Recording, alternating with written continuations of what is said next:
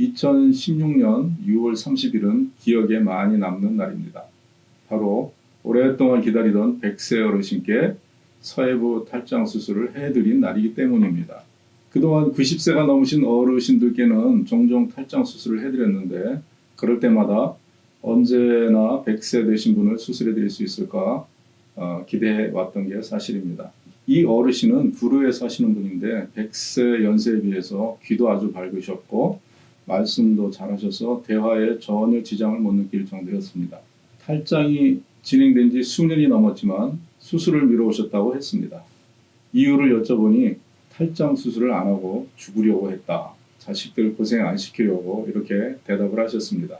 그런데 탈장이 점점 커져서 이제는 도저히 걷지도 못할 지경이 되었답니다.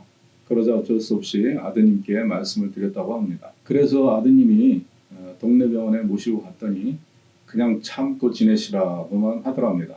그 의사분도 할아버님 연세가 워낙 많으시다 보니 수술해드릴 엄두가 안 났던 모양입니다. 그제야 할아버님께서 아드님께 그동안 손수 스크랩해 두셨던 신문기사를 보여주시더랍니다.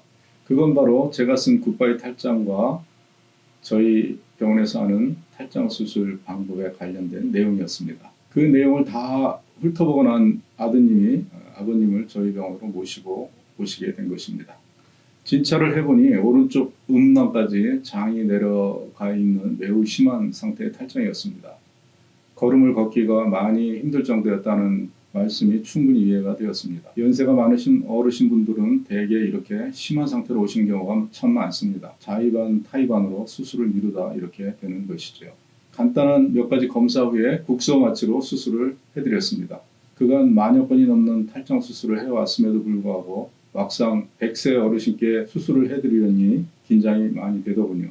어르신도 말씀은 안 했지만 상당히 긴장하신 듯 했습니다. 사실 그 연세에 수술을 받는다는 게 쉽지는 않으셨을 겁니다. 그래도 수술이 잘 진행돼 20여 분 만에 잘 끝낼 수 있었습니다. 수술이 끝나고 아드님께서 병실에 휠체어로 모시고 가려 하길래 제가 일부러 한번 내려서 걸어보시라고 권했습니다. 할아버님께서는 잠깐 놀라는 표정을 지으시더니 이내 발을 딛고 몸을 일으켜 세우셨고 한 걸음 한 걸음 걷기 시작하셨습니다. 그래도 혹시나 싶어 제가 옆에서 부축을 해드렸는데 몇 걸음 걸어보시더니 갑자기 두 손으로 손뼉을 치시더군요. 본인도 너무 신기하고 기분이 좋으셨던 모양입니다. 저녁에 회전을 가서 뵀더니 연신 너무 감사하다고 하셨습니다. 수술 경과도 좋으셔서 하룻밤 주무시고 다음날 바로 퇴원하셨습니다. 한 달 정도 지나 안부차 전화를 드렸더니 보호자분이 전화를 받으셨습니다. 건강하게 잘 계시고 노인정에 놀러 다니신다고 하시더군요. 그래도 그 연세에 수술이 쉽지 않으셨을 텐데 잘 회복돼서 잘 지내신다는 소식에 제가 더 뿌듯했습니다. 혹시 탈장이 있으십니까? 이렇게 안전한 국소마취 탈장 수술이 있으니까 아무 염려 마시고 병원에 오시기 바랍니다. 감사합니다. 오늘 이야기는 여기서 마치도록 하겠습니다.